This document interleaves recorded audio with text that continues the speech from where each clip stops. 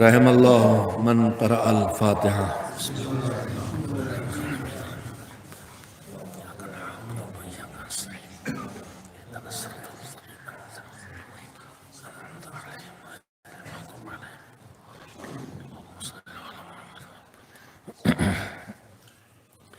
اعوذ باللہ من الشیطان اللعین الرجیم. بسم اللہ الرحمن الرحیم. الحمد للہ رب العالمین والعاقبۃ للمتقین والجنۃ للمؤمنین والنار للملحدین. والصلاة والسلام على سید الانبیاء والمرسلین سیدنا ونبینا وشفیعنا ابی القاسم محمد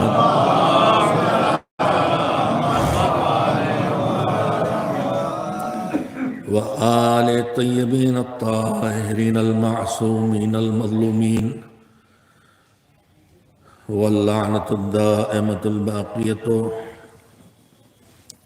على أعدائهم أجمعين من الآن إلى يوم الدين. أما بعد فقد قال الله سبحانه وتعالى في كتابه المبين وهو أصدق الصادقين وقوله الحق. بسم اللہ الرحمن الرحیم. تبارک الذی بیدہ الملک وہو علی کل شیء قدیر. الذی خلق الموت والحیاة لیبلوکم ایکم احسن عملا. صلوات بھیجیں محمد وعلی محمد.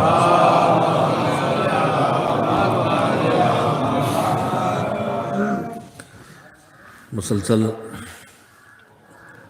2 مجلسیں آپ سماعت کر چکے ہیں اور موجودہ انسان میں جو توجہ دے کر بات سننے کی مدت مانی گئی ہے وہ ہے 40-45 منٹ. یعنی ایک انسان ایک ساتھ بھرپور توجہ کے ساتھ 40-45 منٹ تک ہی باتیں سن سکتا ہے، پھر اس کی توجہ ہٹنا شروع ہو جاتی ہے. البتہ مجالس میں اس فطری نظام میں یقیناً تبدیلیاں دکھائی دیتی ہیں کہ کبھی کبھی خطیب کافی طولانی مجلس پڑھتا ہے لیکن محسوس یہ ہوتا ہے کہ بہت تھوڑی دیر پڑھا، اور کبھی اس کا الٹا بھی ہوتا ہے جو ہونے والا ہے کہ تھوڑی دیر پڑھے لیکن لگے کہ بہت دیر مجلس پڑھی. عزیزو، اس وقت میرے ذہن میں جو موضوع ہے آپ کے خدمت میں عرض کرنے کے لیے، اور وہ موضوع اس لیے ہے کہ ہم جو فرش ادا پہ آئے ہوئے مومنین ہیں، یہ وہ لوگ ہیں جو دین کو مانتے ہیں، اصول دین پر یقین رکھتے ہیں، فروع دین کو بھی قبول کرتے ہیں، اور اسی ایمان کا ایک حصہ ہے کہ ہم اس بات کے قائل ہیں کہ ہماری زندگی موت سے ختم ہونے والی نہیں ہے. زندگی ایک مرحلے سے گزر کے دوسرے مرحلے میں جانے والی ہے. ہم نہیں تھے، اب ہیں. اب موت سے ہم ایسا نہیں ہوگا کہ پھر نہ رہیں، اب ہم ہیں تو رہیں گے. قرآن کریم صاف اعلان کرتا ہے جنت و جہنم دونوں کے لیے. جو آخری زندگی کا حصہ ہے آخرت کا، اس کے لیے جنت کا تذکرہ بھی آتا ہے تو آتا ہے خالدین فیہا، ہمیشہ رہیں گے. جہنم کا ذکر بھی آتا ہے تو بعض گناہوں کے لیے آتا ہے کہ خالدین فیہا، مومن کو جو قتل کرے اور بغیر کسی جرم و خطا کے قتل کرے تو وہ جہنم جائے گا اور ہمیشہ رہے گا، تو وہ ابدی زندگی ہے۔ پہلی بات، اگر یہ ہم نے آپ نے مان لی کہ ہم فنا نہیں ہوتے، ہم بلکہ وقتی بقا سے دائمی بقا کی طرف جاتے ہیں۔ یہاں کی زندگی، یہاں کا وجود وقتی تھا، 60-70 سال کے بعد یہ گیا، لیکن اب جو وجود ملے گا وہ باقی رہ جانے والا ہے۔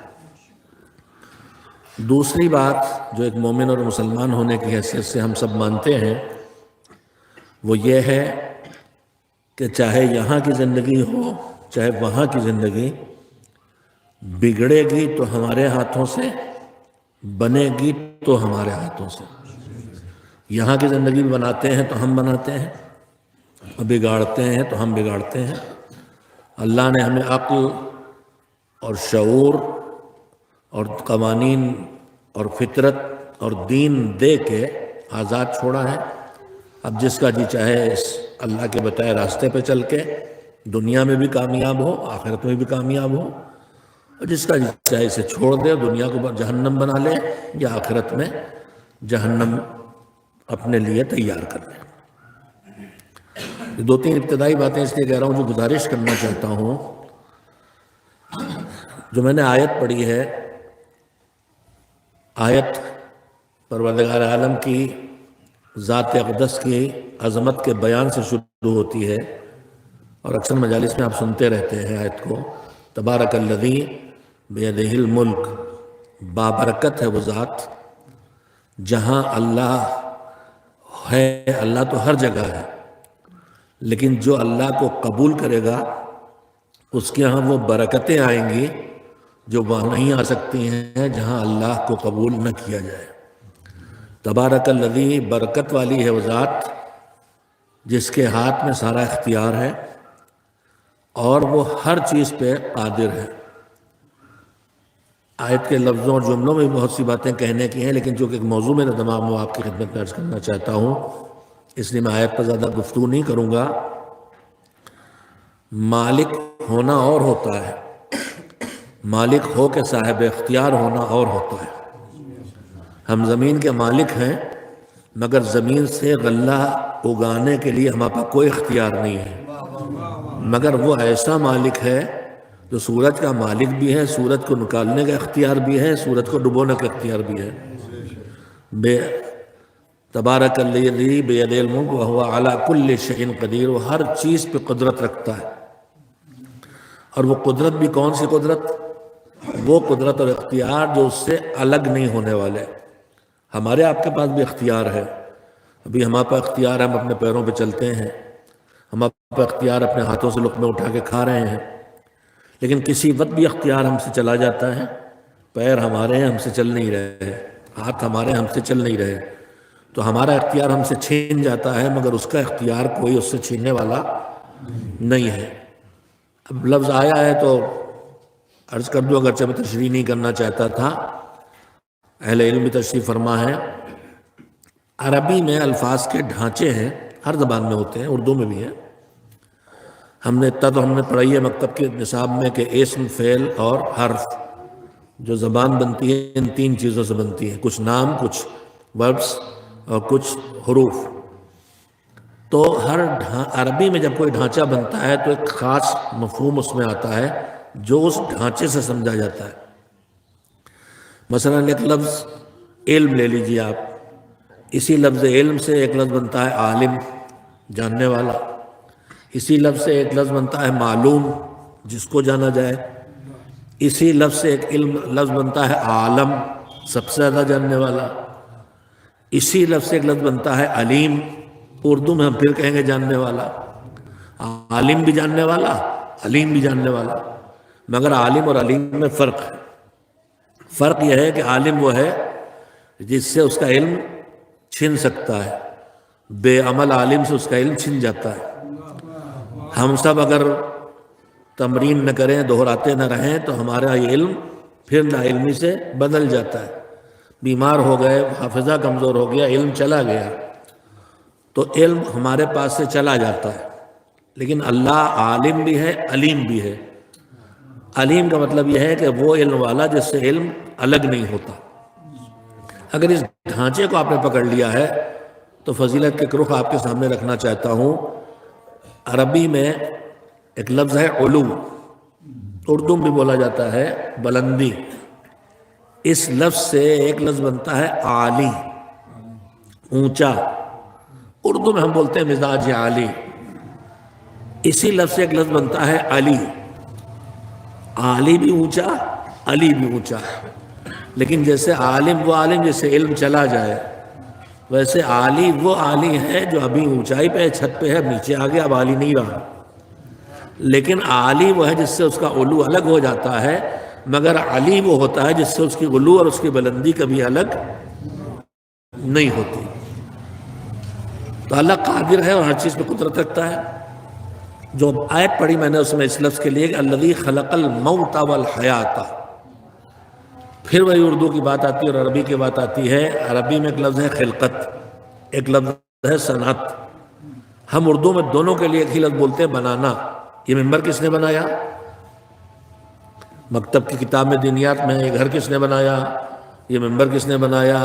یہ قلم کس نے بنایا؟ یہ مدرسہ کس نے بنایا؟ آخر میں دنیا کس نے بنائی؟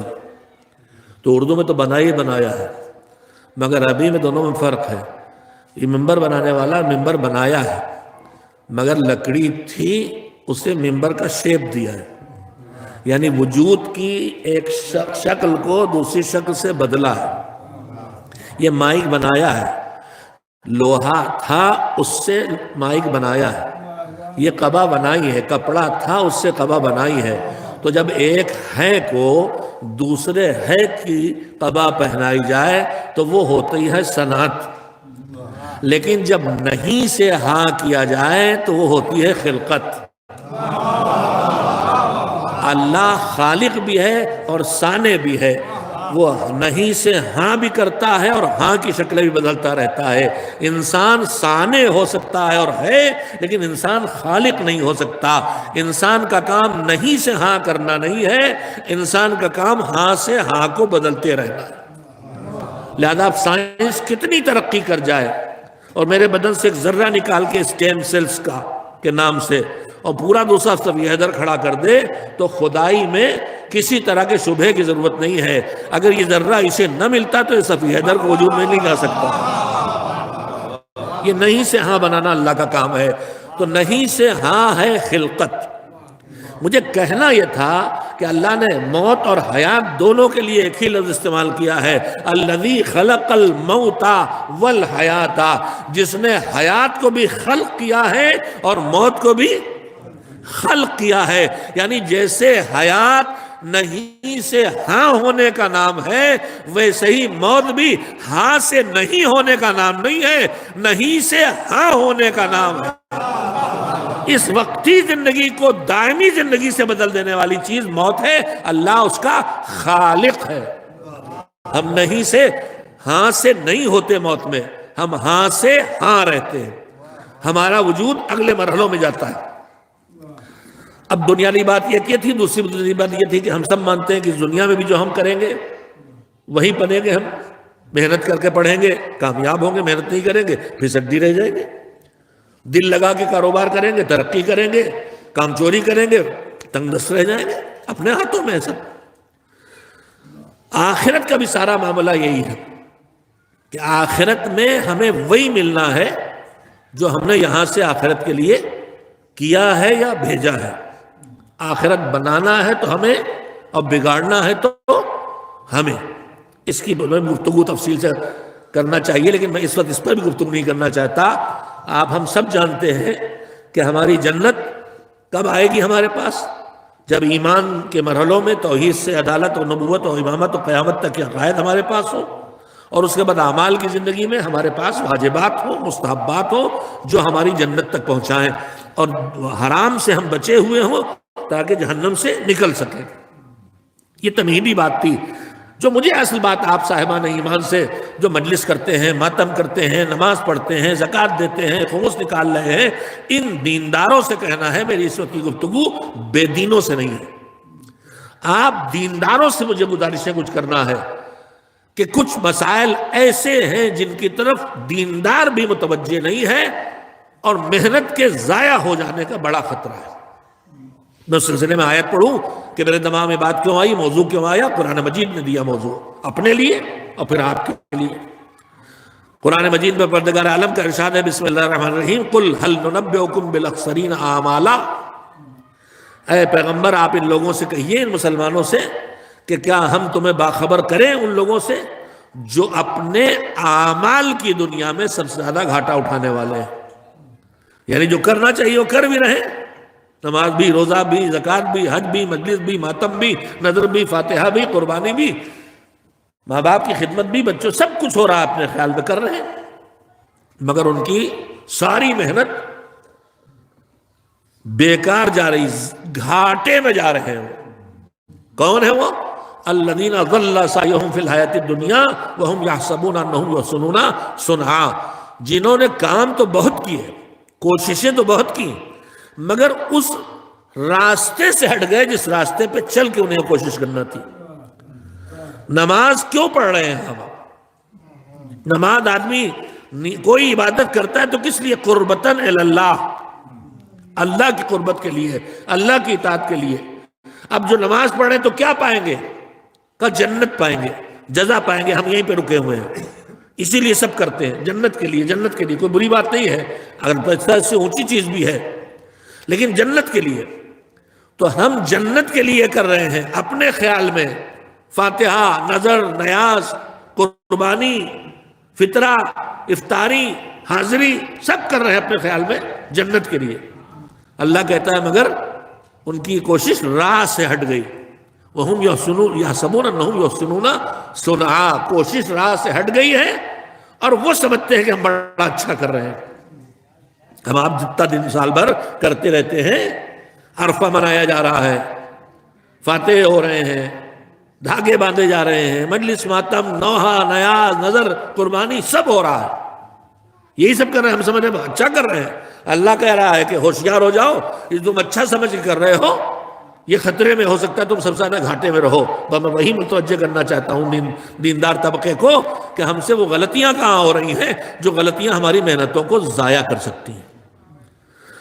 میں سب سے پہلے آپ سے گزارش کرنا چاہتا ہوں کہ یہ جو ہم آپ جتنے اچھے کام کرتے ہیں ان کے پیچھے کیا ہے؟ اللہ نے جو نظام دین بنایا ہے اس میں دو حصے ہیں، کچھ کام ہیں جنہیں تمہیں کرنا ہے، یا واجب کی شکل میں یا مستحب کی شکل میں۔ واجب وہ اچھے کام ہیں جن کے چھوڑنے کا نقصان اتنا بڑا ہے کہ اللہ راضی نہیں ہے کہ میرا بندہ نقصان اٹھائے، اس لیے واجب کر دیتا ہے۔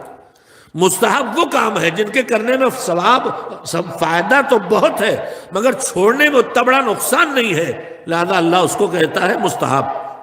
مثلا ہم بیمار ہوئے، ہم دوا خانے گئے، ڈاکٹر نے دوا لکھی، اب بچہ بیمار ہوا، دوا لے کے آئے، ایک اینٹی بائیوٹک ہے بخار میں اور وٹامن بھی دے رکھی ہے، ٹانک بھی دے رکھی ہے۔ اب بچہ جھگڑا کر رہا نہیں پئیں گے تو ہم پوری طاقت لگا کے اینٹی بائیوٹک تو پلا دیتے ہیں کہ اس کے بغیر تو زندہ نہیں رہ جائے گا۔ اب زیادہ محنت نہیں کرتے کہ اچھا وٹامن نہیں لیتا، نہ لے، اس سے اس کی جان کا خطرہ نہیں پیدا ہو رہا۔ حالانکہ وٹامن کا فائدہ کچھ کم نہیں ہے، اینٹی بائیوٹک سے زیادہ فائدہ بدن کو ملنے والا۔ تو پروردگار وہ نیکیاں جن کا فائدہ بڑا ہوتا ہے اور چھوڑنے کا نقصان اس سے بڑا ہوتا ہے دیتا ہے واجب، اور وہ نیکیاں جن کا فائدہ تو ہے بہت مگر چھوڑنے کا نقصان بڑا نہیں ہے انہیں کرتا ہے مستحب۔ اور دوسری طرف وہ برائیاں اور خراب کام کہ جن کے انجام دینے کا نقصان بہت بڑا ہے اور چھوڑنے کا فائدہ بڑا ہے ان کو کر دیتا ہے حرام، اور وہ کام جن کے چھوڑنے کا فائدہ تو بہت بڑا ہے لیکن کرنے کا نقصان بڑا نہیں ہے انہیں کر دیتا ہے مکروہ۔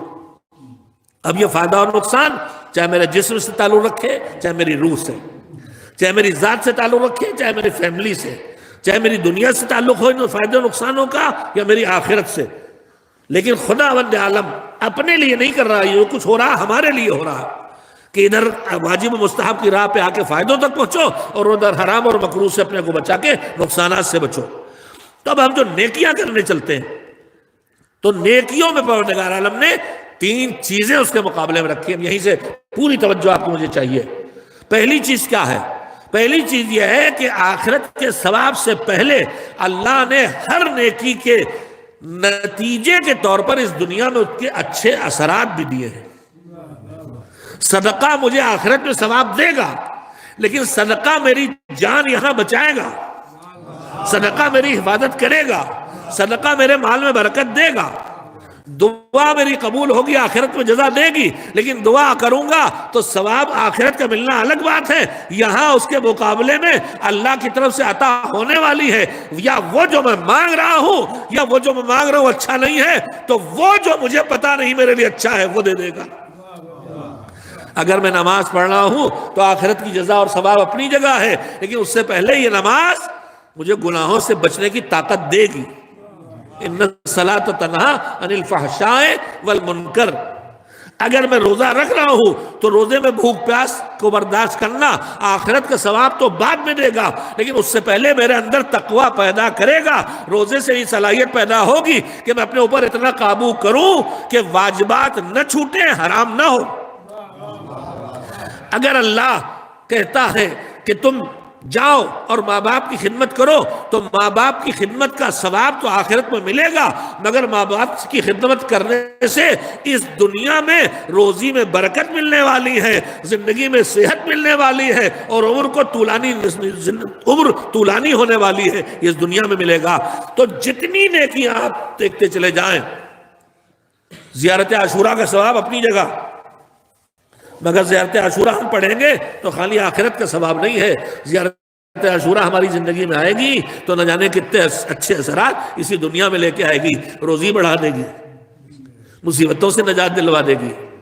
سورہ واقعہ کی جزا آخرت میں ملے گی، لیکن سورہ واقعہ اگر ہم نے نماز عشاء کی نافلہ میں پڑھ لی تو زندگی میں روزی میں اضافہ کر دے گی. تو ایک طولانی فہرست ہے جتنی نیکیاں ہیں ان کے لیے، سب کے لیے اثرات عمل ہیں دنیا میں. اس کے بعد وہ چیزیں جو ہم آپ سب اس کے لیے پریشان بھی ہیں، جھگڑے بھی کرتے ہیں، وہ ہے آخرت کی جزا، جنت، جزا اور جنت. تو ایک تو دنیا کے اثرات ہیں، اس کے بعد دوسری چیز ہے جو جزا اور جنت. ایک تیسری چیز ہے جو یہی چیز دلاتی ہے، نیکی دلاتی ہے، ادھر ہم متوجہ نہیں. جو ہم سے کوتاہیاں ہیں ایمانداروں سے، دینداروں سے، ان کی طرف عرض کر رہا ہوں. پہلی کوتاہی تو یہ ہوتی ہے کہ اس وقت ہماری مائیں اور بہنیں کوئی کتابچہ کسی مجلس میں فیشن بن گیا ہے، چھپنا ضرور ہے دعا طاق پہ رکھنے کے لیے، جس چیز کی رسم بن جائے. کبھی گھروں میں دعاؤں کی کتاب نہیں تھی تو اس وقت تھی ضرورت، ہو گیا کام بھائی.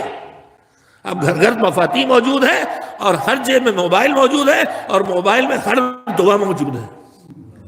اب یہ دعائیں چھاپی اور بانٹی جا رہی ہیں، اب ہر بار کچھ نیا ہونا ہے، لہذا گڑھا بھی جا رہا ہے. اب بتائیے، ابھی یہ جو بیماری آئی کورونا، یہ دور معصوم میں نہیں تھی، مگر دعا کورونا کی نکل آئی دور معصوم کی. تو جو بیماری ہی دور معصوم میں نہیں تھی، اس کی دوا کہاں سے نکل آئی دور معصوم میں، اور وہ بھی لفظ کورونا کے ساتھ. بے ایمانی کی انتہا ہے کہ پرانی کتاب کے روایت کے الفاظ کو مٹا کے وہاں کورونا لکھ کے پھیلا دیا گیا. کیوں؟ توجہ دے میرے بزرگ بھی، میری بہنیں اور بیٹیاں بھی. یہ جو روزانہ آپ کے سامنے دو چیزیں آ رہی ہیں آج کل، ایک طب النبی، طب الرضا، طب معصومین کے نام سے نسخے.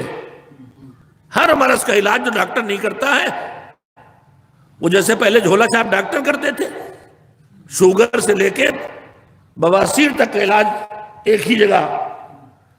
جو پڑھا لکھا ڈاکٹر جس سے نجات نہیں دلا پاتا، وہ اس کے لیے بیٹھے ہوئے بیوقوف بنا رہے. وہی اب دعاؤں کا حشر ہو گیا. ہر وہ تکلیف جو انسان جس کا شکار ہے، اور دیکھ رہے ہیں لوگ کہ انسان اس کا شکار ہے، پریشان ہے، وہی اسے دھوکہ دینے کے لیے آ جاتے ہیں. معصومین کے نام سے دوائیں بھی بتائی جا رہی ہیں اور معصومین کے نام سے دعائیں بھی بتائی جا رہی ہیں. توجہ دے میرے عزیزوں، یہ سازش ہے، اور یہ باقاعدہ ایک ونگ اس کے لیے اسرائیل کا وجود میں ہے، جو دن بھر بس یہی کرتے ہیں. کیوں کیا جا رہا؟ آپ سوچ رہے ہیں ان کو کیا ملنے والا، ان کو کیا ملنے والا؟ سنیے، جب میں دن بھر، کبھی میرے پاس آئے گا امام رضا نے فرمایا کہ فلاں پھل کھاؤ مثلا تو یہ بیماری تمہاری ختم ہو جائے گی. کبھی روایت ہے کہ امام صادق نے فرمایا کہ یہ والی دعا پڑھو تو تمہارا ہارٹ پیشنٹ تو ٹھیک ہو جاؤ گے یا اولاد ملے گی، جو بھی آ گیا لکھ کے۔ اب جو ملا، ہم یہ دوا کھائی، وہ دعا پڑھی، یہ دوا کھائی، وہ دعا پڑھی، اور ملا کچھ نہیں۔ تو کچھ دنوں کے بعد آدمی کا اعتماد اٹھے گا، اس سے نہیں اٹھے گا جس بے ایمان نے ان کے نام جھوٹا گڑھ کے بھیجا ہے۔ اعتماد اٹھے گا کہ صادق نے کہا اور سچ نہیں نکلا، رضا نے بتایا اور سچ نہیں نکلا۔ تو ایک بڑی سازش ہے جو نئی نسل اور خواتین کو خاص کر کے انگیج کر رہی ہے اور بہکانے کے لیے کہ ان کے نام پر جھوٹ گڑھ کے پھیلاؤ، یہ اس پہ عمل کریں دین سمجھ کے، اور جب نتیجہ نہ پائیں گے تو ان کا اعتماد دین سے اٹھنا شروع ہو جائے گا۔ میں اکثر جملہ کہتا ہوں کہ ہمارے بزرگوں کے دور میں جو سب سے بڑا خطرہ تھا وہ بے دینی کا تھا۔ انگریز گئے تھے، پوری طرح اپنا کلچر، اپنی تہذیب پھیلا رہا تھے، آج بھی چل رہا ہے، لیکن وہ اپنی ساری طاقت کر کے بھی اپنا کلچر ہمارے ہاں ہر جگہ نہیں پھیلا سکے، بے دینی نہیں لا سکے۔ بے دینی واپس جانے لگی، بے نمازی نمازی ہونے لگے، روزے دار روزے نہیں رکھتے روزہ رکھنے لگے، خمس نکالا جانے لگا، حج ہونے لگا، سب ہم لوگ اپنی زندگی میں دیکھ رہے ہیں۔ تو بے دینی کا ڈٹ کے مقابلہ ہوا، خطیب اعظم مولانا غلام حسین اللہ مقامہ نے وہ مہم شروع کی، اور الحمدللہ دینداری پھیلی اور بے دینی کو شکست ہوئی، اور شکست ہوتی چلی جا رہی۔ دشمن نے کہا ہم ہارنے والے نہیں، یہ دین نہیں چھوڑتے، یہ نماز نہیں چھوڑیں گے، یہ روزہ نہیں چھوڑیں گے، یہ ماتم نہیں چھوڑیں گے، نوحہ نہیں چھوڑیں گے، عزاداری نہیں چھوڑیں گے۔ تو ایسا کرو کہ یہ کرے بھی اور پھر بھی وہ نہ ہو جو ہونا چاہیے۔ اب وہ مذہب کے نام پر ہمیشہ نئی نئی ایجادیں، میں نے بھی بتایا، دعائیں آ رہی، دمائیں آ رہی، اسی طرح ہر سال عزاداری میں نہ جانے کتنے خرافات ہیں جو بنام عزاداری بڑھائے جا رہے ہیں، ہر سال ماتم کی نئی قسمیں آتی چلی جا رہی ہیں۔ یہ بے دینی نہیں جا رہی، توجہ دیں، یہ بے شعور دینداری لانے کا زور ہے۔ دین نہیں چھوڑ سکتے، یہ چھوڑیں گے، انہیں بے شعور دینداری کی طرف لے آؤ۔ کوئی کڑا باندھے ٹہل رہا ہے، کوئی 25 انگوٹھیاں ڈالے ٹہل رہا ہے، کوئی بغل بنائے ٹہل رہا، بے ڈھنگی بغل بنا کے مولائی کا لقب پانے والے یہ دوست نہیں ہیں، یہ اس لیے ٹہل رہے ہیں کہ جب اس بے ڈھنگی شکل کے ساتھ یہ مولائی کہلائیں گے تو نئے دور کا ماڈرن بچہ کبھی مولائی بننے پر راضی نہیں ہوگا کہ اگر ایسا بھیانک مولائی ہوتا ہے تو بھی مجھے مولائی نہیں بننا۔ یہ سب تماشے ہیں، سب کھیل ہیں، یہ ہنگامے والی محفل ہے، یہ شور شرابے، یہ بھی سازش ہے۔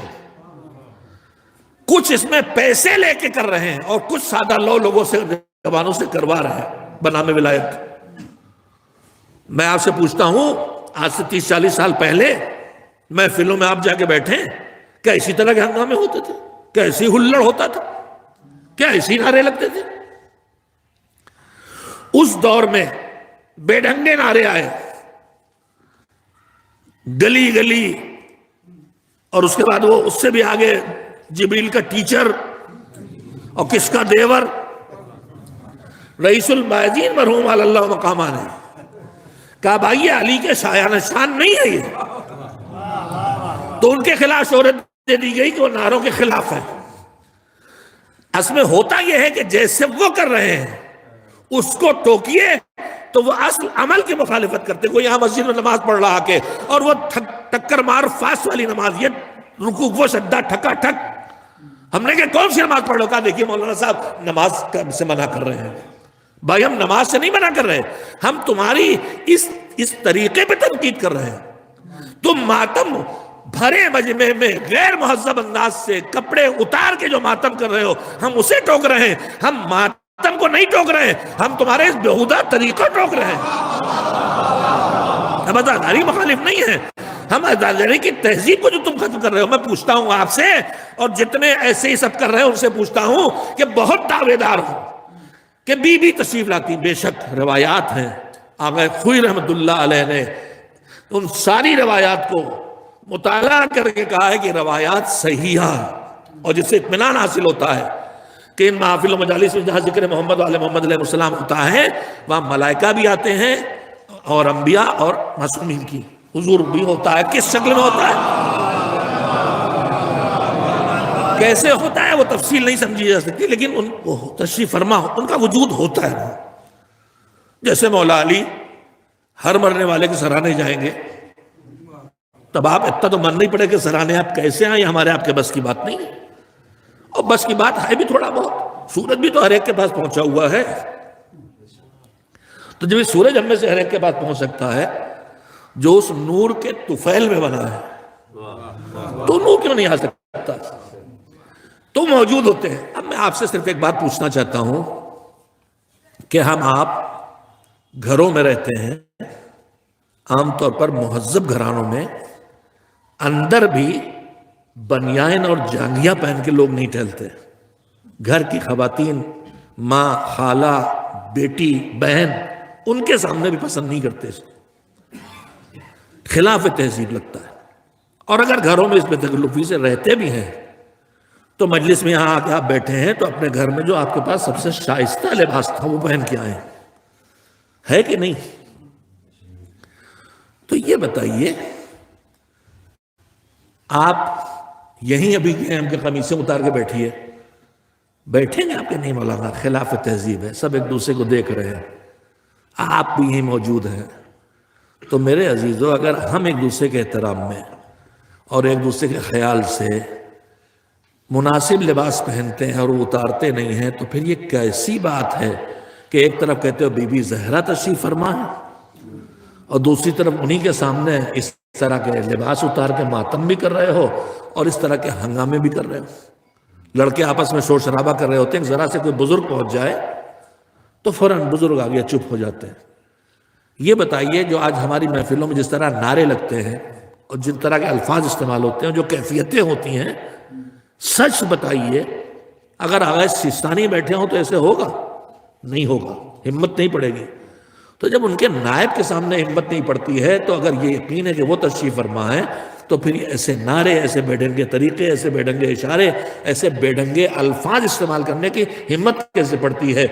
تو یا آپ یہ جھوٹ بول رہے ہیں کہ وہ آتے ہیں، آپ کا یہ عقیدہ ہے، آپ خالی کہہ رہے ہیں عقیدہ نہیں۔ عقیدہ ہوتا تو آپ مہذب ہو کے بیٹھتے، مہذب زبان استعمال کرتے، مہذب لباس لاتے۔ تو یہ طریقوں پہ اعتراض جو ہے وہ اصل عمل پہ اعتراض نہیں۔ اس وقت دشمن ہمارے پیچھے لگا ہے تقدس ہر چیز کا چھین لیا جائے بے شعور دینداری کے ذریعے۔ اسی میں ان کتابوں کو جو میں نے عرض کیا کہ آج کل واٹس ایپ پہ بلا ہی ہوئی ہے، کتابچے چھپ رہے ہیں۔ بھائیا دیکھو اس وقت سوسائٹی کی ضرورت کیا ہے؟ یہ رس نہیں ہے کہ دعا کی کتاب ضرور چھاپی جائے۔ ایک تو پہلی بات یہ ہے کہ ضروری نہیں ہے، تبرک دینے بھر کی حیثیت تک یہ زحمت نہ بڑھائیے، اپنے لیے لازم نہ قرار دیجیے اپنے لیے کہ اب کتاب بڑھتی تو ہم بھی ضرور بانٹیں گے۔ اور پھر بے ایمان لوگ، آج سے کافی پہلے کی بات ہے، پٹنے میں ایک تھے، دنیا سے رخصت ہو گئے، حکیم بھی تھے، نیم ملا خطرہ ایمان، نیم حکیم خطرہ جان، دونوں تھے۔ وہ کہانیاں چھاپتے تھے۔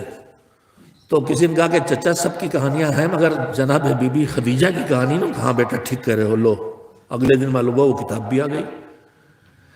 تو یہ سب دین کو، دین میں رہتے ہوئے دین سے دور کرنے کی وہ سازشیں ہیں کہ جن کا بے شعور دیندار اس کا شکار ہو رہا۔ ہمیں شعور بڑھانے کی ضرورت ہے، دین کو سمجھ کے دین پر چلنے کی ضرورت ہے۔ میں اس طرف آپ کو متوجہ کرنا چاہتا تھا۔ تو میں نے پہلی گزارش یہ کی ہے کہ اللہ نے جو نیکیاں ہمارے ذمہ رکھی ہیں، جو اچھے کام رکھے ہیں، اس کا پہلا نتیجہ دنیا میں کچھ نہ کچھ پانا ہے۔ ہم میں سے اکثر لوگ پورے اعمال ہی خالی دنیا کے لیے کر رہے ہیں۔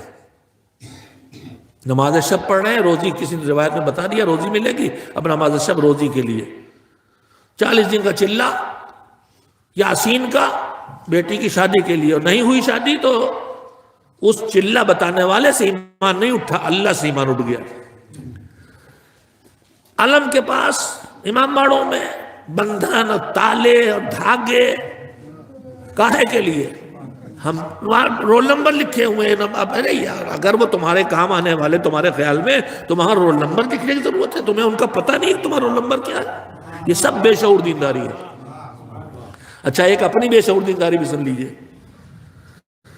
آپ کی بے شعور دینداری یہ ہے کہ جیسے ہی ہم فاتحہ کے لیے کھڑے ہوتے ہیں، ہم کہتے ہیں مرحوم کی ایصال ثواب کے لیے مثلا فاتحہ پڑھ دیجئے، تو پیچھے سے آواز آتی ہے محمد حسین ابن علی حسین۔ ان کو لگتا ہے اگر ہم نے نام نہ لیا تو یہ کہیں اور چلا جائے گا۔ باپ کا نام بھی عدالت میں لیا جاتا ہے، اس لیے باپ کا نام بھی ضرور بتائیں گے۔ ارے میرے عزیز، یہاں الاٹمنٹ نہیں ہے، جس وقت تم نے نیت کر کے پڑھا تھا وہ تو جا چکا ہے۔ یہاں کیا کر رہے ہو؟ میں اگر یہاں بیٹھ جاؤں، مجھے نہیں پتا کہ کسی سال سے منزل کسی کی بھی ہے، ہم نے نیت کی کہ بھائی جس کی سال ثواب مجلس ہے اس کے لیے ہم یہ مجلس پڑھ رہے ہیں، اس کا ثواب ہم تک جائے، فاتحہ پڑھ رہے ہیں. تو یہ سب دیکھیے نا بے شعور دینداریاں ہیں. ہمارے آپ کے یہاں بھی کچھ کم معاملہ نہیں ہے. ایک صلوات بھیجے محمد والے محمد.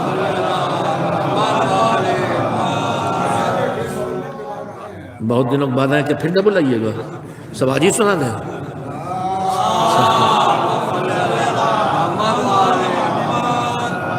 میں یہیں پہ ایک اور گزارش کرنا چاہتا ہوں. بہت دنوں کے بعد آیا ہوں اور جو بچے تھے وہ جوان ہیں اور ماشاءاللہ تعلیم یافتہ ہیں اور ایسی فیلڈ میں مجھے دکھائی دے رہے ہیں جن کی دین کی ضرورت ہے. ادارے تنظیم المکاتب ادارے کو ہمارا ایک اپلیکیشن ہے، ایپ ہے، اور جو گوگل پلے پر ہے. تنظیم المکاتب ٹائپ کیجئے، وہ اپلیکیشن آ جائے گا. اس میں جو ادارہ خدمات کر رہا ہے وہ سب سامنے آ جائیں گے. صرف مکتب نہیں چلا رہے ہم، یا صرف مدرسہ نہیں چلا رہے ہیں. اس وقت قوم کی تقریباً ہر ضرورت، بیماری اور علاج اور کاروبار اور تعلیم میں مدد جیسی تمام چیزیں کسی نہ کسی سیکٹر میں ادارہ خدمت انجام دے رہا ہے. ہمیں میڈیا سے جڑے لوگ چاہیے، الیکٹرانک میڈیا سے جڑے لوگ چاہیے، ہمیں ٹریننگ سے جڑے، ٹیچرز ٹریننگ سے جڑے لوگ چاہیے.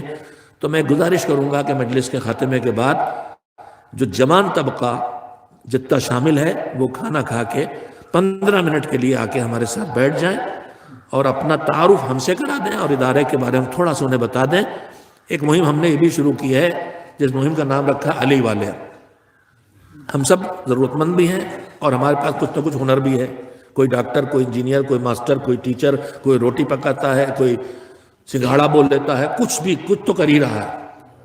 اور مجھے ضرورت پڑتی ہے کبھی الیکٹریشین کی، کبھی پلمبر کی، کبھی روٹی پکانے والے کی، کبھی حلوائی کی، کبھی قصائی کی، کبھی ڈاکٹر کی، کبھی انجینئر کی، کبھی وکیل کی، کبھی پولیس والے کی. اور میں ڈھونڈتا پھرتا ہوں، مجھے ملتے نہیں ہیں. وہ جو ہے وہ کام ڈھونڈتا پھرتا اسے نہیں ملتے. تو تنظیم المکاتب نے ایک اپلیکیشن ہم بنوا رہے ہیں. اس میں انشاءاللہ پورے ملک میں جہاں ہمارے مکاتب ہیں، پہلا کلیکشن وہاں سے کر رہے ہیں. مثلا رنوں میں ہم فارم بھیجیں گے، اگر اب تک نہیں آئے ہیں، آ جانا چاہیے تھے. کہ بستی میں یا تو طالب علم ہے، طالب علم ہمارے پاس آ جائے گی اس کی ڈیٹیل، تو ہم اس کی کاؤنسلنگ کریں گے. آج کاؤنسلنگ بہت بڑی ضرورت ہے. بچے کی صلاحیت کچھ ہوتی ہے، ماں باپ کا شوق کچھ ہوتا ہے اور فیوچر کچھ اور مانگتا ہے. ہم نے آج کا مارکیٹ دیکھا، ہم نے کہا آج ایم بی اے ہوا ہے، ایم بی اے پہ آفت آئی ہے، 40,000 50,000 مل رہے. ایم بی اے اطلاع کے تیار کیا، 5 سال کے بعد جب تیار ہو کے آیا تو 5,000 کی نوکری بھی نہیں مل رہی. تو فیوچر کی جو مارکیٹ ہے اس کو جاننا، یہ سب چیزیں کاؤنسلنگ کی ضرورت ہے. کاؤنسلنگ کا کام شروع کیا الحمدللہ. آپس کی فیملی کے جھگڑے بہت ہو گئے ہیں، فیملی کاؤنسلنگ بھی ہے. شادی کے لیے بھی کاؤنسلنگ کی ضرورت ہے، شادی سے پہلے بھی، کہ جو ڈھونڈو تو کیا ڈھونڈو. اس لیے کہ جھگڑے بڑھ گئے، طلاقیں بڑھ گئیں. تو ڈھونڈو تو کیا ڈھونڈو اور لاؤ تو پھر کیسے زندگی بسر کرو، اس کی کاؤنسلنگ ہے. اس کے بعد اسی میں کاؤنسلنگ، جاب کاؤنسلنگ ہے. لکھنؤ میں ہم نے 10 سال ہو گئے ایک عمارت لی تھی، پوری فل فلج بورڈنگ ہے، جس میں مقصد یہ تھا کہ مثلا ہمارے پاس ہائی اسکول پاس لاکھوں ہزاروں لوگ ہیں. سپاہی کی جگہ نکلی، ہائی اسکول ہونا کافی. سیدھے جا کے امتحان دیتا، فیل ہو جاتا ہے. ہم اسے مہینے 2 مہینے 3 مہینے ٹرین کریں تاکہ وہ سپاہی ہو سکے، آرمی میں جا سکے، کنڈکٹر ہو سکے. نچلی سطح کے ملازمتیں جو بڑی تعداد میں نکلتی، کم سے کم ان میں تو پہنچے. گھر میں ایک کھلانے والا تو آ جائے. تو کلیکشن کر رہے ہیں بہرحال وہ بھی. اس میں بھی آپ کے پاس آن لائن بھی ہے اور مدرسین کے ذریعے بھی کر رہے ہیں. تو علی والے گروپ بھی بنانا ہے. اسی طرح کے بہت سے کام ہیں جو اپنے نوجوانوں کی خدمت میں عرض کرنا چاہتا ہوں. جن کے پاس اسمارٹ موبائل ہے وہ تنظیم المکاتب کا ایپ گوگل پلے پر ہے، تنظیم المکاتب سروسز. ابھی موبائل نکال لیں جیب سے، تنظیم المکاتب سروسز ڈاؤن لوڈ کر لیں اور خدمات سے واقف ہو جائیں. نماز مجلس کے بعد کھانا کھلایا جائے گا آپ کو. تو میرا خیال سے 3 بجے 15 منٹ کے لیے آپ حضرات چاہے یہیں جمع ہو جائیں، چاہے وہاں گھر پہ تشریف لے آئیں اور وہیں بیٹھ کے ہم لوگ بات کر لیں. آپ کی صلاحیتیں ہمیں مل جائیں، ان کی ہمیں شدید ضرورت ہے. ایک صلوات بھیجیں محمد والے محمد. اور یہ بھی سن لیے کہ چندہ مانگنے کے لیے نہیں بلا رہے ہیں، ڈریے گا نہیں کہ چندہ مانگیں گے. چندہ مانگنے نہیں آئے ہم اس وقت. صلوات بھیجیں محمد والے محمد. میں بس بہت بات پھیل گئی ہے مگر سمیٹ کے کہنا چاہتا ہوں. تو ہم دینداروں سے ایک کمزوری تو یہی ہے کہ ہم دین کا کام بھی دنیا کے لیے کرتے ہیں. دنیا کے چکر میں جو وہ کام آخرت دلانے والے وہاں بھی خالی دنیا میں لگے ہیں. اس کے بعد دوسرا یہ کہ اگر بہت اونچے اٹھے تو ہم جو کرتے ہیں وہ جزا کے لیے، ثواب کے لیے، مگر جزا اور ثواب سے آگے بھی کچھ ہے جس کی طرف متوجہ نہیں ہے، اور وہ کیا ہے؟ سورہ توبہ میں اللہ کا اعلان ہے کہ وعد اللہ المؤمنین والمؤمنات جنات تجری من تحتها الانہار خالدین فیہا ومساکن طیبۃ فی جنات عدن ورضوان من اللہ اکبر وذالک هو الفوز العظیم۔ اللہ کہتا ہے اللہ کا وعدہ ہے ہر مومن و مومنہ سے، ایمان کے ساتھ، اٹھنے کی شرط کے ساتھ، پیدا ہونے کی شرط نہیں ہے، پیدا کہیں ہو، اٹھنا ایمان پہ ہے۔ اگر ایمان سے اٹھے ہو تو چاہے مرد ہو چاہے عورت، اللہ تمہیں جنت دے گا، سیدھے جنت جانے کے لائق ہو سیدھے جگہ، اور پٹ پٹا کے جانے کے لائق ہو تو پیٹ پاٹ کے بھی جنت پہنچائے گا، ایمان چھوڑ کے نہیں جاؤ یہاں سے۔ عدیلہ عند الموت ایک خطرناک منزل ہے مومن کے لیے، ساری زندگی آدمی دین بچا لے لیکن شیطان آخری حملہ موت کے وقت کرتا ہے، اور کس کے ذریعے کرتا ہے؟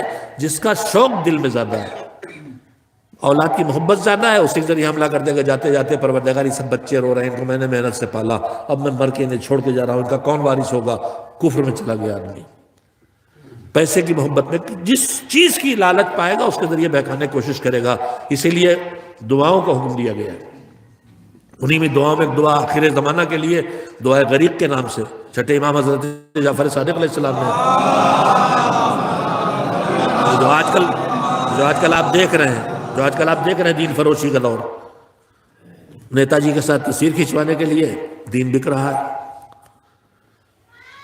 چھوٹی سی کرسی پانے کے لیے دین بک رہا ہے، پیسوں کے لیے دین بک رہا ہے۔ ایسے وسیم جیسے نہ جانے کتنے چھوٹے وسیم ہیں صرف بھی چاروں طرف، یہ دین فروش لوگ، ضمیر فروش لوگ، انسانیت فروش لوگ پیدا ہوئے ہیں، مومن گھر میں پیدا ہوئے ہیں، مگر ان کا دین بک رہا ہے۔ تو آدمی اس زمانے میں جب چاروں طرف گمراہی کی بھرپور سازشیں ہیں، اس میں ہوشیار زندگی بسر کرنا ہے، اور اس کے ساتھ ساتھ دعائیں ہیں، جس میں امام کی دعا میں آپ کی چھوٹی سی دعا ہے، ورد یاد کر لیں کرنے کے لیے، کچھ مشکل نہیں ہے، یا اللہ، یا رحمان، یا رحیم، تینوں لفظ آسان ہیں۔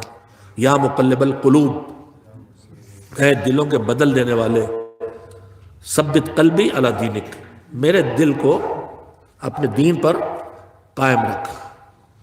اور دعاؤں میں دعائیں ہیں جو وضو کے وقت پڑھی جاتی ہیں، سب سے محروم کر رکھا ہمارے وضو خانوں پر، وہ دعائیں لگا دی جائیں لکھ کے دفتی پہ، دیکھ کے پڑھیں، عادت ہو جائے گی، بے حد ضروری زندگی کی دعائیں۔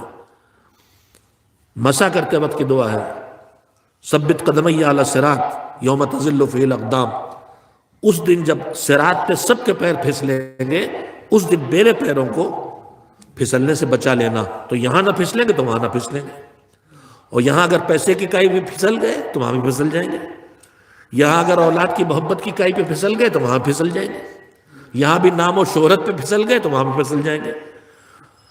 تو اللہ کہتا ہے وعد اللہ المومنین والمؤمنات جنات، اللہ نے سب سے جنت کا وعدہ کیا مومن مومنہ سے، اور جنت بھی کون سی؟ جنات عدن، اونچی جنت، اور کیسے مکان؟ مساکن طیبہ، اچھے گھر۔ پھر اللہ کہتا ہے مگر جنت والے بننے کے بعد بہت زیادہ اینٹنے نہ لگنا کہ بڑے اونچے ہو گئے، ہم تو حسین پہ روئیں وجبت لہ الجنہ، اینٹنے نہ لگنا، کیوں؟ ورضوان من اللہ اکبر، جنت سے بھی اونچی چیز کا نام ہے اللہ کی رضا، وذالک هو الفوز العظیم، اور یہ ہے بڑی کامیابی۔ یعنی اصول حیات، میرے عزیزو جملہ بہت قیمتی کہہ رہا ہوں، اصول حیات یہ بنا لیں کہ جب بھی ہم کچھ کرنے چلیں تو یہ دیکھیں کہ ہم جو کرنے جا رہے ہیں، جو بولنے جا رہے ہیں، جو سننے جا رہے ہیں، جو دیکھنے جا رہے ہیں، جو لکھنے جا رہے ہیں، جو کھانے جا رہے ہیں، اس پہ اللہ راضی ہے کہ ناراض ہے؟ ناراض ہے تو ادھر رکھ دیں چاہے پوری دنیا راضی ہو، اور وہ راضی ہو تو ادھر آ جائے چاہے پوری دنیا ہم سے ناراض ہو جائے۔ اللہ کی رضا کے لیے کرنا ہے جو کچھ کرنا ہے، نہ دنیا کی نعمتوں کے لیے کرنا ہے، نہ آخرت میں جنت کے لیے کرنا ہے۔ رضا کے لیے کریں گے، جنت کے لیے کریں گے، بہت اونچے جائیں گے تو اکیلے جنت چلے جائیں گے، لیکن رضا پروردگار پا جائیں گے تو جنت جائیں گے بھی، جنت لے کے بھی جائیں گے۔ ایک صلوات بھیجے محمد و آل محمد۔ ہم دینداروں سے جو غلطیاں ہو رہی ہیں ان میں ایک غلطی یہی ہے کہ ہم معمولی سی دنیا کے لیے ان اعمال کو انجام دے رہے ہیں، یا اونچے اٹھتے ہیں تو جنت کے لیے کر رہے ہیں۔ اللہ کہہ رہا رضا تک خود کو پہنچاؤ، زندگی بسر کرنے کا اصول بنا لو۔ اور باتیں بھی ہیں اگلی قسط کے لیے چھوڑوں گا، وہ چاہتے ہیں آج ہی پوری ہو جائے، میں چاہتا ہوں ایپیسوڈ لمبا چلے، سیریل چلتا رہے۔ یہ دو باتیں آپ سے عرض کی. جو تیسری اور آخری بات ہے وہ یہ کہنا چاہتا ہوں میں آپ کی خدمت میں کہ ہم دیندار چاہے دنیا میں کچھ پائیں اپنے اچھے کام حاصل کرنا چاہتے ہیں، چاہے جزا اور ثواب لینا چاہتے ہیں، اور چاہے آخرت میں اللہ کی رضا چاہتے ہیں. کب ملے گی؟ ہمارے کرتے ہی مل جائے گا، ہمارے نماز پڑھتے ہی ہو جائے گا، ہمارے تلاوت کرتے ہی ہو جائے گا؟ نہیں. ایسا کریں کہ اللہ قبول کرے. جب قبول کرے گا تب وہ پلے گا جو ہم چاہتے ہیں، بغیر قبول ہوئے نہیں ملنے والا. تو اب جب قبول ہونا بھی مسئلہ بن گیا تو پھر ہمیں خیال رکھنا ہوگا کہ ہم جو کچھ کر رہے ہیں وہ ایسا ہو کہ اللہ کی بارگاہ میں لائق قبول ہو. قبول ہونے کی بہت شرطیں ہیں، ان سب کو چھوڑتے ہوئے بس ایک اصول عرض کر دینا چاہتا ہوں کہ اللہ کی بارگاہ میں سارے اعمال تبھی قبول ہوں گے جب انسان ان اعمال کو انجام دے اور اس کے اندر تقویٰ پایا جاتا ہو. قرآن مجید کا اعلان ہے، میں نہیں عرض کر رہا. انما یتقبل اللہ من المتقین، اللہ صرف اور صرف ان کے عمل کو قبول کرے گا جو متقی ہیں. کم سے کم تقویٰ کیا ہے؟ کم سے کم تقویٰ یہ ہے، بانی تنظیم مولانا غلام اصغری کے الفاظ میں جو انہوں نے ائمہ سے حاصل کیے تھے، کہ کم سے کم تقویٰ یہ ہے کہ واجب چھوٹنے نہ پائے اور حرام ہونے نہ پائے. اور اگر ایک طرف ہم سے جو غلطیاں ہو رہی ہیں ان میں ایک بہت بڑی غلطی یہ ہے کہ ہم نیکیوں کی طرف تو متوجہ ہیں، نیکیاں کرتے بھی ہیں، چندہ بھی دے رہے ہیں، مجلس بھی کر رہے ہیں، ماتم بھی کر رہے ہیں، سب کچھ کر رہے ہیں، لیکن جتنی توجہ ہماری نیکیوں کی طرف ہے اس سے بہت کم توجہ ہماری گناہوں سے بچنے کی طرف ہوتی ہے. مسجد میں نماز پڑھتے ہیں، زبان گالیوں پہ چلتی ہے. مسجد میں جا کے دعائیں کرتے ہیں، باہر نکل کے فتنے کرتے ہیں، گھروں میں لڑا دیتے ہیں، ادھر کی ادھر پہنچا کے فتنے کھڑے کرتے ہیں، مقدمے قائم ہوتے ہیں، گھر ٹوٹتے ہیں. یہ سب ہو رہا ہمارے معاشرے میں. گناہ سے بچنے کا خیال ہمیں نہیں ہے. مسجد میں نماز پڑھنے جاتے ہیں، دوسروں کے چپل کچلتے ہیں. مجلس سے ثواب لینے آتے ہیں، چپل کچل کے کوہنیاں مار کے تبرک لیتے ہیں. مسافے کا ثواب لینا چاہتے ہیں، کمزور کو دھکا دے کے طاقت والا آگے دھکیل کے اپنے کو پہنچا دیتا ہے. ہم متوجہ نہیں ہیں، گناہ سے بچنے کی طرف متوجہ نہیں ہے، اللہ کے حقوق کی طرف متوجہ ہیں، اللہ کی مخلوق کے حقوق کی طرف متوجہ نہیں. میرا وقت ختم ہو گیا، میں خالی فہرست سنا رہا ہوں. ہم سے ہونے والی کمیاں جو ہمارے اعمال کو قبول ہونے سے روکنے والی ہیں ان میں ایک یہی ہے کہ ہم واجبات کی طرف متوجہ نہ ہوں اور مستحب کرتے رہیں. دوسرا یہ ہے کہ ہم اللہ کے حقوق کو ادا کریں، بندوں کا حقوق ادا نہ ہو. تیسرا یہ ہے کہ ہم نیکیوں کی راہ پہ تو چلیں مگر گناہوں سے اپنے آپ کو نہ بچائیں. بس میں بات کو یہی ختم کر رہا ہوں. قرآن کا اصول ہے انما یتقبل اللہ من المتقین، اللہ بس تقوی والوں سے قبول کرے گا. واقعات کے ذریعے بات یاد رہ جاتی ہے، اور واقعہ آپ نے سنا بھی ہوگا، اس سے پہلے بزرگوں سے بھی سنا ہوگا، خود بانی تنظیم سے بھی، کہ چھٹے امام حضرت جعفر صادق علیہ السلام کے دور میں آپ کا حق ہے، آپ صلوات اس سے ہلکی بھی بھیج سکتے ہیں، اس لیے کہ واقعہ تھک چکے ہیں.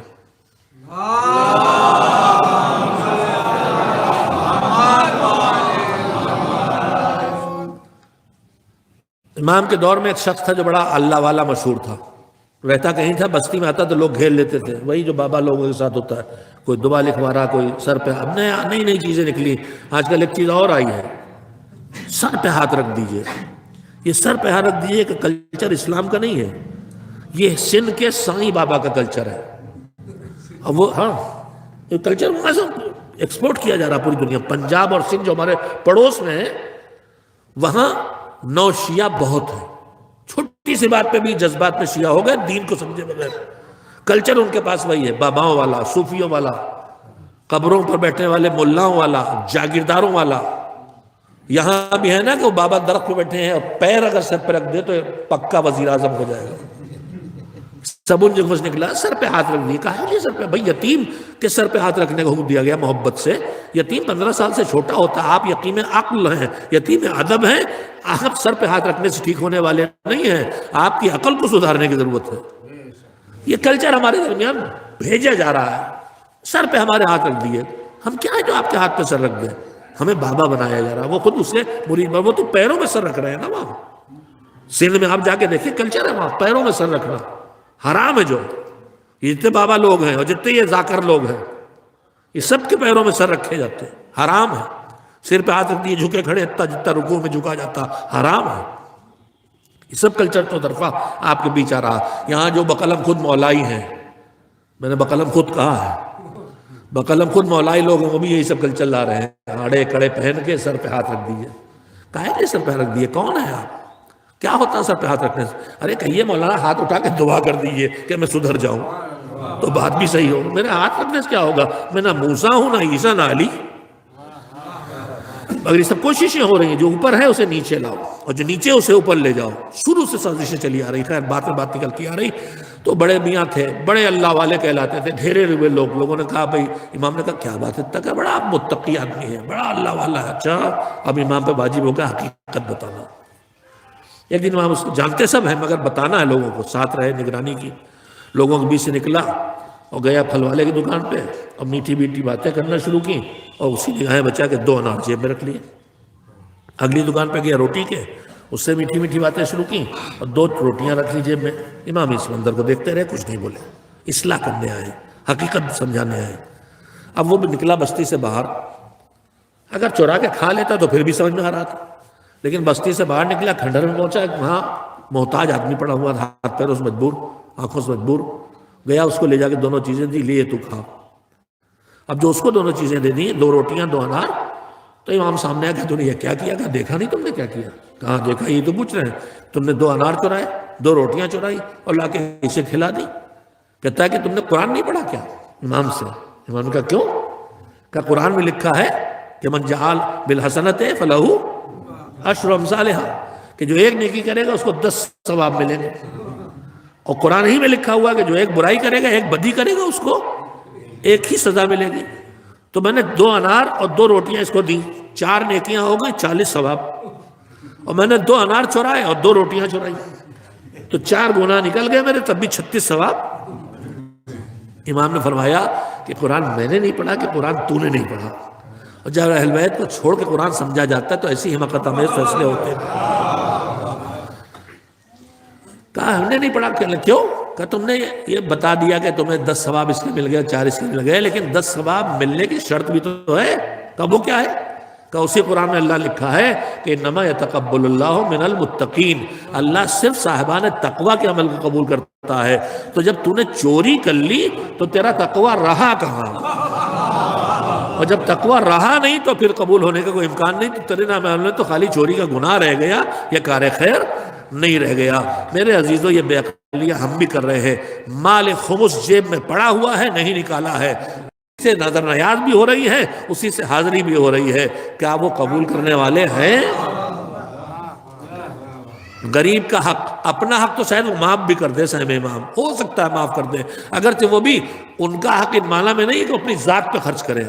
ان کو بھی اللہ نے اس لیے دیا ہے کہ وہ اپنے ذمہ داریوں کو ادا کرنے پہ اسے خرچ کریں، انہیں بھی امت ہی پہ خرچ کرنا ہے.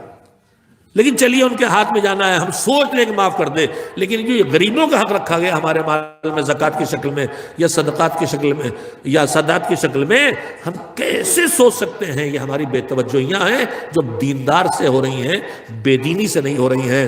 مولانا غلام نصیر اللہ مقامہ کا مضمون بھی ہے، مجلس میں پڑھتے تھے کہ قربانی کا دن آیا، بکرا نہیں مل رہا ہے، مارے مارے پھر رہے، تلاش کر رہے کہاں سے بکرا مل جائے، کیسے قربانی کریں. کیا ہوا؟ کیا قربانی کرے گا آفت آئے گی، آ جائے گی. پھر 10 سال پہلے ہماری قربانی نہیں ہوئی تھی، ابا مر گئے تھے.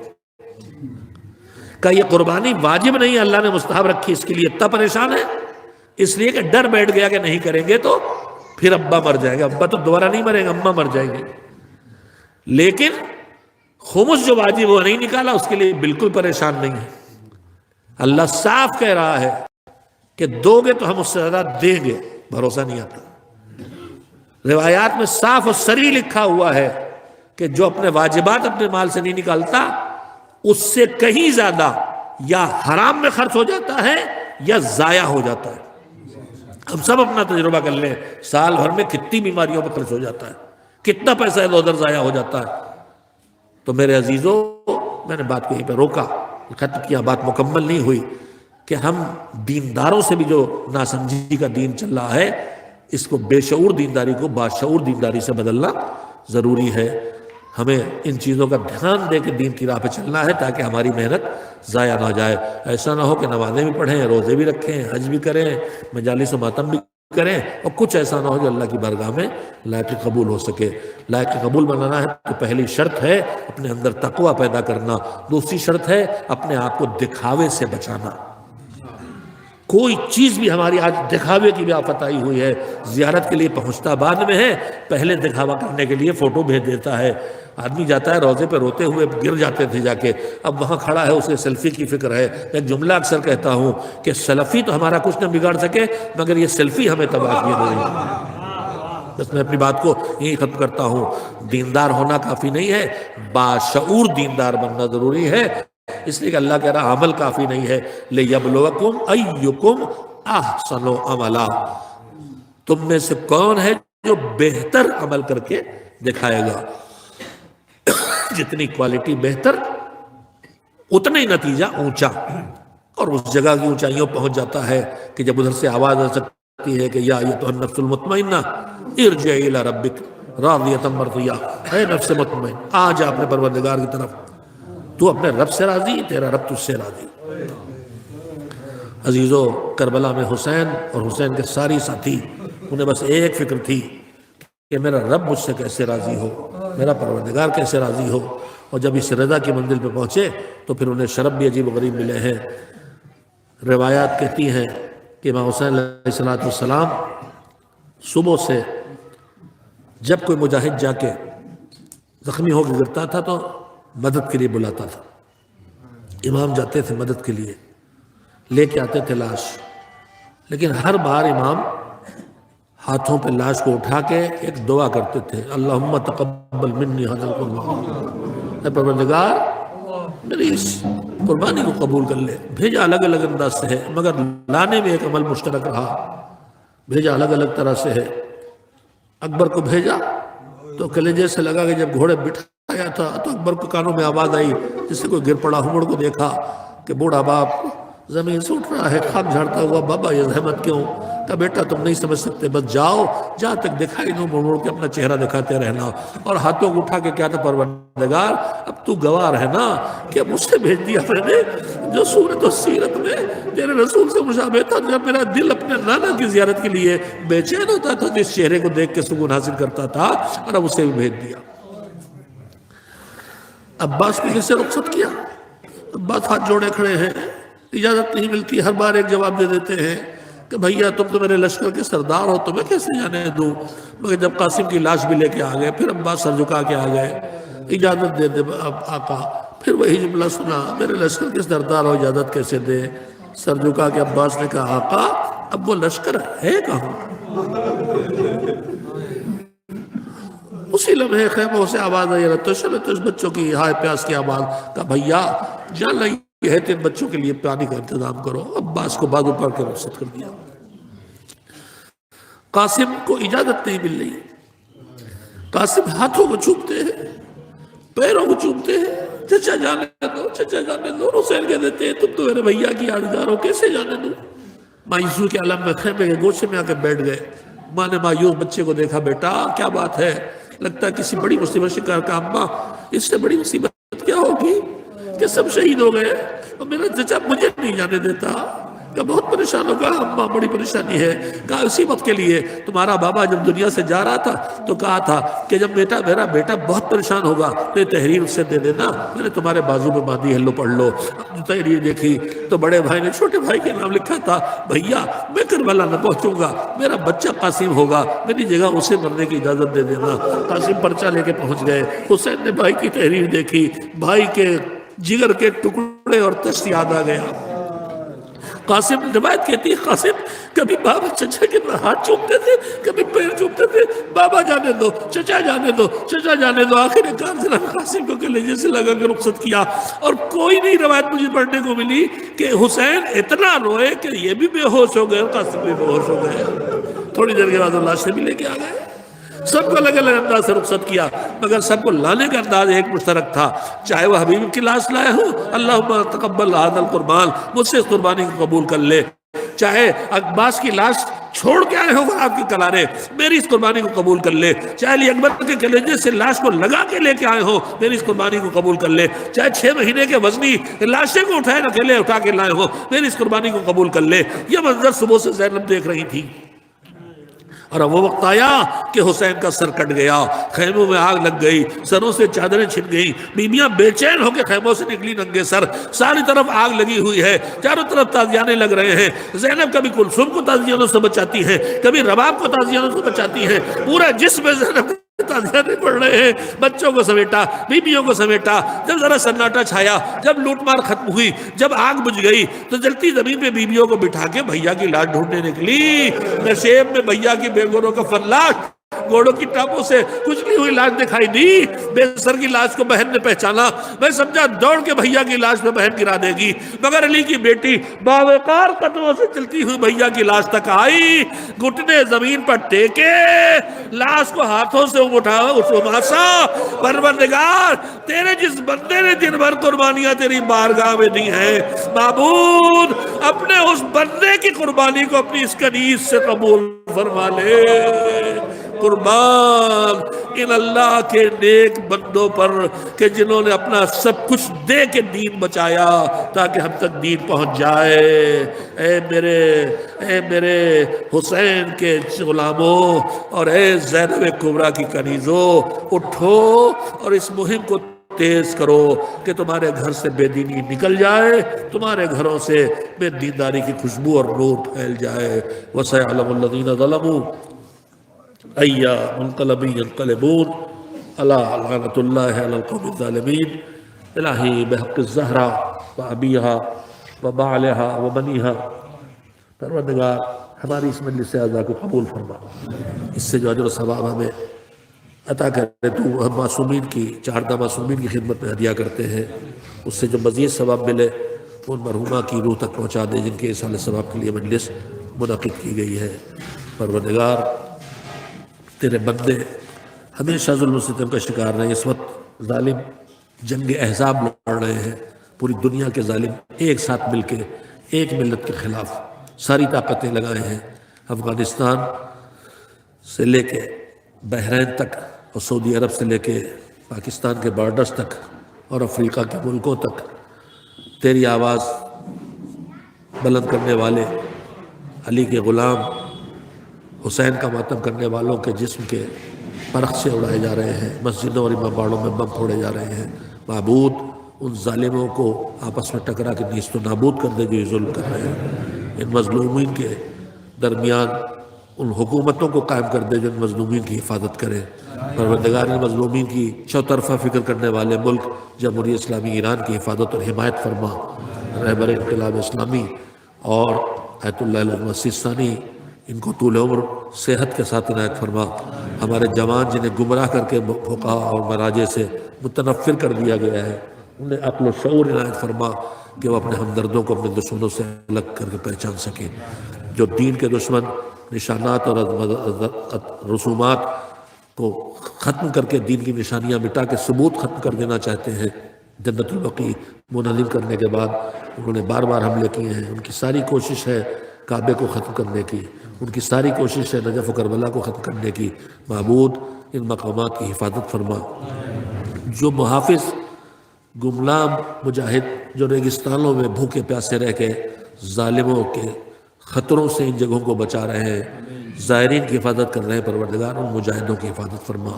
جو شہید ہو گئے انہیں عالی درجات عطا کر کے کربلا والوں کے ساتھ محشور فرما۔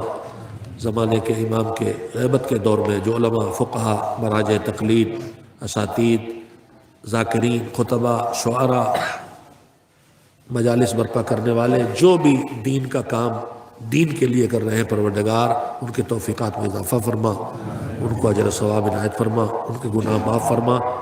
پروردگار عصر غیبت میں ہمیں اپنی ذمہ داریاں ادا کرنے کی توفیق عطا فرما، ہم خود کو بدل سکیں، ہم اپنی نسلوں کو تیار کر سکیں، وہ بن سکیں جن کے لیے جن کے ہونے کا انتظار ہمارے زمانے کا امام کر رہا ہے، ہم ویسے ہو جائیں کہ جن کا انتظار امام کر رہا ہے، تاکہ ہمارا امام ظہور کر سکے۔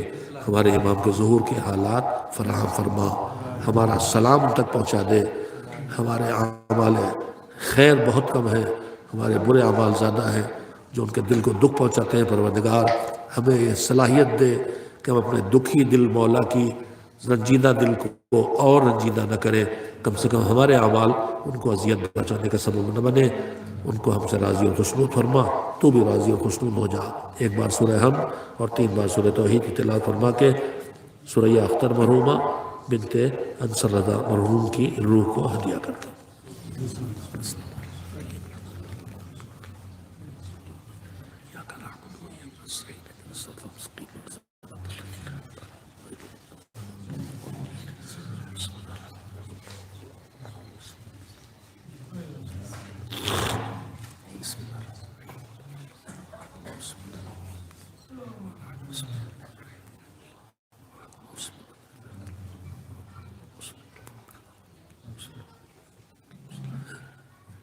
ایک بار پھر گزارش کروں گا, وہ بزرگ جنہیں میں پہچانتا ہوں, مجھے پہچانتے ہیں, اپنی نسلوں کے جوانوں کو لے کے کھانا کھانے کے بعد مرحوم بننے صاحب کے مکان پر آ جائیں.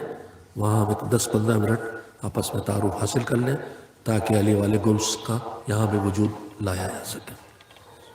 توجہ سے